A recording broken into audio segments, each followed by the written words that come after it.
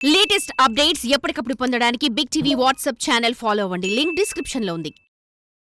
శ్రీనివాస్ గారు మొత్తం టోటల్గా దువ్వాడ శ్రీనివాసు ఒక బయోగ్రఫీని మనం తీసుకుంటే దువ్వాడ వాణి అనేవాడు ఒక విలన్గా కనిపిస్తుంది. అంటే మీరు హీరో పాత్రలోకి వెళ్ళిపోయారు.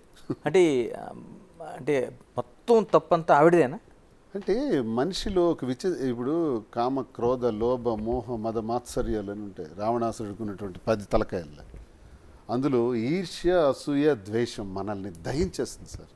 ఇక్కడ విలన, హీరోవా, హీరోయినా అనుకోవటం కన్నా మీ మీద నాకు పాజిటివ్ యాటిట్యూడ్ ఉండాలి, అప్పుడు నేను సక్సెస్ అవుతాను. కానీ మీ మీద నాకు నెగిటివ్ యాటిట్యూడ్ పికప్ అయిన కొలది నేను దహించుకుపోతాను. ఇది దీనికి ఉదాహరణ. నా కథ అందుకు ఉదాహరణ. ఇక్కడ ఎవరు హీరో హీరోయిన్లు కాదు. అంటే మీది బలవంతో పెళ్ళి ఏం కాదు కదా? లేదు, దగ్గర సంబంధమే సార్. కుటుంబంలో రిలేషనే. వాళ్ళ నాన్న వాళ్ళ అమ్మగారు అంటే రాఘవరావు గారి మదరు, మా అమ్మ వాళ్ళ అమ్మగారు సొంత అక్క చెల్లెళ్ళు. కుటుంబంలో ఉండే ముందు నుంచి ఉన్నాయిలేండి. ఈ కుటుంబంలో ఈ తగాదాలన్నీ ముందు నుంచి ఉన్నాయి. మా ఇద్దరి నుంచి స్టార్ట్ అయినవే కాదు, ముందు నుంచి ఉన్నవి ఇక్కడ రోల్ ప్లే చేసే వాణి మైండ్ మీద. వాణి ఇలా నాశనం అవటానికి కారణం, ప్రధాన కారకుడు తండ్రి రాఘవరావు. Is the main villain. మీ సినిమాలో ఉంటాడా? ఉండాలి మరి. ఇప్పుడు తండ్రి అనేవాడు తప్పు, నేను అల్లుడిని తప్పు చేశాను, నన్ను పిలిచి అడుగు, నన్ను నిలదీసి అడగండి. తండ్రి లాంటివాడివే కదా, నన్ను ప్రశ్నించు. ఎందుకు ప్రశ్నించలేదు? ఎందుకు నన్ను అడగలేదు?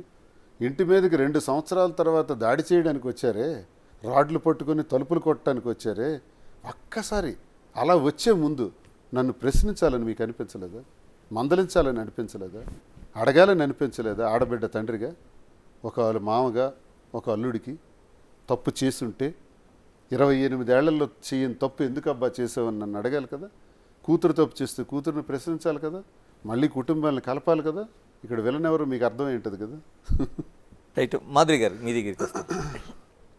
ఆయన జీవితంలో అసూయ, ద్వేషాలు, ముందు నుంచి కుటుంబాల మధ్య ఉన్న వైరుధ్యాలు, ఇన్ని తన జీవితాన్ని అఛిద్రం చేయడానికి కావచ్చు, తన ఈ విధంగా బయటికి రావడానికి కావచ్చు కారణమయ్యాయి.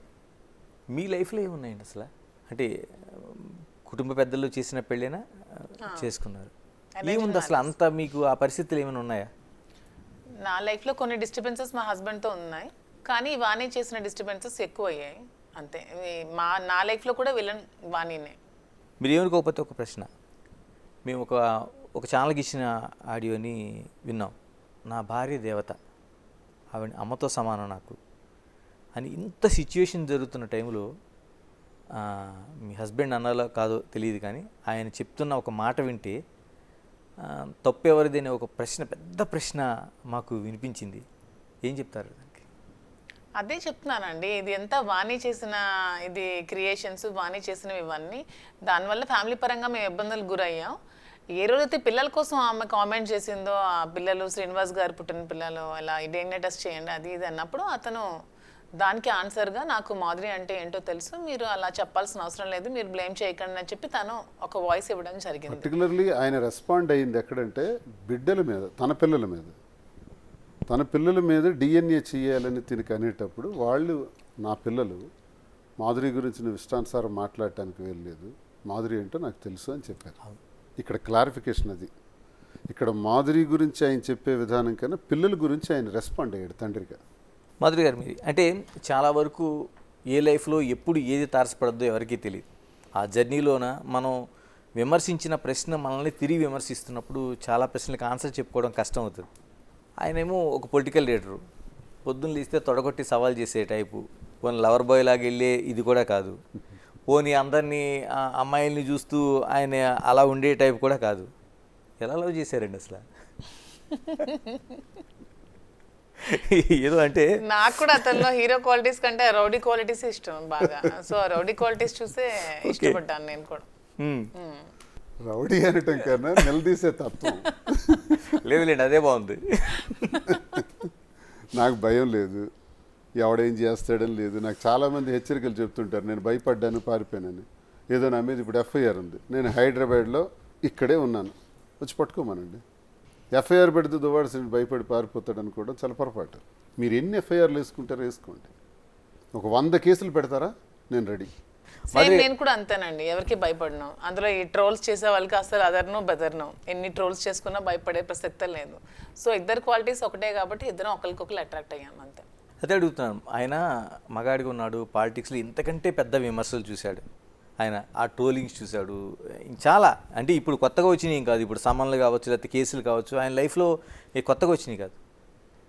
మీరు అసలు ఇవన్నిటికీ దూరం లైఫ్, మీరు ఎక్కడో ఒక డాన్స్ దీంట్లోనో లేకపోతే ఒక మంచి వీడియోలు చేస్తూనో ఒక కంఫర్ట్ లైఫ్లోంచి అలా ఉండేటప్పుడు ఒక్కసారి ఎదిరిన ఈ డిస్టర్బెన్స్ ఎంత మీకు ఇబ్బంది పెట్టిందండి లైఫ్లో? స్టార్టింగ్లో ఇబ్బంది పడ్డాయండి కొంచెం. నేను కూడా బాగా, అంటే మీరు చెప్పినట్టు కంఫర్ట్ జోన్ నుంచి ఈ జోన్కి వచ్చినప్పుడు నేను కూడా బాగా మానసికంగా ఇబ్బంది పడ్డాను, చాలా క్షోభకు గురయ్యాను. ఎందుకంటే ఏ వ్యక్తికైనా వ్యక్తిత్వ హననం జరుగుతున్నప్పుడు అది చాలా బాధపడుతుంది ఎవరికైనా, ఏ అమ్మాయికైనా. కానీ కొంచెం తను చాలా ధైర్యం చెప్పారు నాకు ఆ టైంలో, చాలా మోటివేట్ చేశారు. సో అతను ఇచ్చిన స్ఫూర్తితో, అతను ఇచ్చిన ధైర్యంతో ఇంకా ముందుకెళ్తూ అలాంటివి ఏవి పట్టించుకోకుండా చాలా స్ట్రాంగ్ అయ్యాను, ఇంకా స్ట్రాంగ్గా ఉంటాను కూడా. పెళ్లికి సంబంధించి అంటే ఎక్కడైనా సొసైటీలోనా ఓకే చట్టం అంగీకరిస్తుందా లేకపోతే కోర్టు సుప్రీంకోర్టు ఇచ్చిన తీర్పు ప్రకారం మనం నడుస్తాం అనేది, కానీ సొసైటీలో ఎక్కువ మనకి దంపతులు అనగానే వాళ్ళు పెళ్లి చేసుకున్న వాళ్ళే ఉండాలి. ఇంకా మన ఇండియన్ కల్చర్లో కావచ్చు లేకపోతే తెలుగు నేటివిటీలో కావచ్చు, ప్రత్యేకంగా ఉత్తరాంధ్ర జిల్లాలో కావచ్చు, అది చాలా ఎక్కువ పర్టికులర్గా చూస్తారు. ఎప్పుడు ప్లాన్ చేస్తున్నారు అంటే ఏంటి? యాక్చువల్గా నాకు చాలా మంది కామెంట్స్ కూడా పెడుతున్నారండి, అసలు మీరేంటి, నువ్వు ఉంచుకున్న దానివి, మీరు ఉంచుకున్న రిలేషన్షిప్, మీకు పెళ్లి కాలేదు, చాలా మంది పెడుతున్నారు. ఇది మా ఇద్దరికి సంబంధించిన విషయం. నేను చాలాసార్లు చెప్తున్నాను, మాకు శారీరకంగా పెళ్లి కాకపోయినా మానసికంగా మాకు పెళ్లి జరిగింది. మాకు పెళ్లి ఒక్కటే సమాధానం కలిసి ఉండడానికి అనే దానికి మా ఇద్దరం ఎగ్జాంపుల్గా తీసుకోవట్లేదు. మా ఇద్దరం అయితే మానసికంగా మా ఇద్దరికి పెళ్లి జరిగిపోయింది. మీరు ఎవరు అలా కామెంట్స్ పెట్టాల్సిన అవసరం లేదు. లీగల్గా అయ్యాక అఫీషియల్గా మ్యారేజ్ చేసుకోవాలి కాబట్టి ఖచ్చితంగా చేసుకుంటా. అంతవరకు మా ఇద్దరికి ఒకరికొకరి మనసులకు ఎప్పుడో పెళ్ళి అయిపోయింది. ఆ విధంగా మా ఇద్దరం భార్యాభర్తలమే, దానికోసం ఎవరు కామెంట్ చేయాల్సిన అవసరం లేదు. చాలా నీచంగా కామెంట్స్ పెడుతున్నారు. మీరు మ్యారేజ్ అయ్యలేదు, మీ ఇద్దరికి అసలు ఏంటి ఉంచుకున్నానంటే, మేము ఒకరికొకరు డైవర్స్ ఇచ్చుకున్నాను. నేను మా హస్బెండ్ డైవర్స్ ఇచ్చాను, తను వాళ్ళ వైఫ్కి డైవర్స్ ఇచ్చారు. కోర్టులో నడుస్తున్నాయి, అవి ఎప్పటికొస్తాయో తెలియదు. అంతవరకు మా ఇద్దరం మానసికంగా పెళ్లి చేసుకున్నాం, మాకు పెళ్ళి అయినట్టే, మేము పెళ్లి ఇద్దరం భార్యాభర్తలమే. దీన్ని మీరు తప్పుగా అర్థం చేసుకోవాల్సిన అవసరం అయితే లేదు. మేము క్లారిటీగా ఇచ్చాం, ఇది అందరూ అన్అఫీషియల్గా మెయింటైన్ చేస్తారు. అతను చెప్పినట్టు తను పబ్లిక్గా ఓపెన్గా మేము చాలా పబ్లిక్గా తిరుగుతున్నాం అంటే మీ అందరికంటే మేమే ప్రౌడ్గా ఫీల్ అవుతున్నాం. మాధురితో సంబంధం లేదని నేను, శ్రీనివాస్ గారితో నాకు సంబంధం లేదని తను అనేస్తే ఎవడైనా మాకు వెంట్రుకు పీకుతాడండి? ఎవడైనా అడిగేవాడు ఉన్నాడా? ఆ ట్రాలర్స్కి అడుగుతున్నాను, డైరెక్ట్ ట్రాలర్స్ని అడుగుతున్నాను. నన్ను అడిగి ప్రశ్నించే మీ బ్రతుకులు అలాంటివే కదా. ట్రాలర్స్ వాళ్ళందరూ ఎవరైతే ఉంటారో మమ్మల్ని విమర్శించేవాళ్ళు, వాళ్ళ బ్రతుకులన్నీ అవే చీకటి జీవితాలే. మేము వెలుగులోకి వచ్చి ఇది మేము తీసుకున్న నిర్ణయం అని క్లియర్గా చెబుతున్నామే. అంత క్లారిటీగా చెబుతూ ఇలా కలిసి ఉండటం మీ దృష్టిలో తప్పవచ్చు, కానీ మా దృష్టిలో అవసరం. మా దృష్టిలో మేము చేస్తుంది మంచి. మేము ప్రజల కొరకే చేస్తున్నాం, ప్రజల కోసం ఈ జీవితాన్ని అంకితం చేసాం, ప్రజల కోసం పనిచేస్తాం. ఈ నిర్ణయం తీసుకొని మేము చేసాం. మేమేదో వ్యాపారాలు చేసుకోవటానికో, డబ్బులు సంపాదించుకొని బ్రతకటానికో, లేకపోతే ఇంకెక్కడో ఏదో హాయిగా ఎంజాయ్ చేయటానికి కాదు. నిన్నగాక మొన్న మీరు చూశారు, తన మీద చేసిన ట్రోల్స్ మీద తాను వెళ్ళి పోలీస్ స్టేషన్కి వెళ్ళి కంప్లైంట్ ఇచ్చారు. ఇప్పుడు అపోజిషన్లో ఉన్న మాకు చాలా తీవ్రమైన ఒత్తిళ్ళు ఉన్నాయి. మాకు ఇబ్బంది పెట్టాలని చూస్తున్నారు, అరెస్ట్ చేయాలని చూస్తున్నారు, స్టేషన్ టు స్టేషన్ తిప్పాలని చూస్తున్నారు. ఈ పరిస్థితిలో తను వెళ్ళి నిలబడి కార్యకర్తలకు భరోసాగా నేనున్నానని చెప్పి ఒక మహిళలు స్టేషన్లో కంప్లైంట్ ఇచ్చే మొదటి సందర్భం ఈ ప్రభుత్వం వచ్చిన తర్వాత నాకు తెలిసి ఆంధ్రప్రదేశ్ రాష్ట్రంలో. ఎందుకు ఇది చేస్తున్నాం? పార్టీకి బలం ఇవ్వటానికి, కేడర్కి బలం ఇవ్వటానికి. మనకు నమ్ముకుని ఉండే వాళ్ళకి ఇదే పరిస్థితి ఉంది. వాళ్ళని స్టేషన్లకి తిప్పి ఈడ్చి ఇబ్బంది పెడుతున్నారు. కాబట్టి అలాంటివి జరిగితే మేము ఉన్నాం అని చెప్పడానికి, మేమేదో పర్సనల్ లైఫ్ ఎంజాయ్ చేయటానికి కాదు.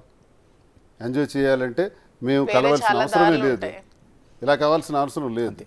ఎంజాయ్ చేయాలంటే చాలా దారులు ఉంటాయి కదండి, ఇలా పబ్లిక్ గానే ఎంజాయ్ చేయాల్సిన అవసరం మాకు లేదు. సంబంధం లేదని చెప్పేస్తే అయిపోయింది కదా. సంబంధం లేదని చెప్పి మేము కలిసి కూడా తిరగలం. మేము వాస్తవంగా చెప్తున్నాం కదా, మేము కలిసి ఉంటున్నాం అవునని చెప్తున్నా కూడా మీరు ట్రోల్ చేయాలని చూస్తే అది మీ కర్మ. ఇంకా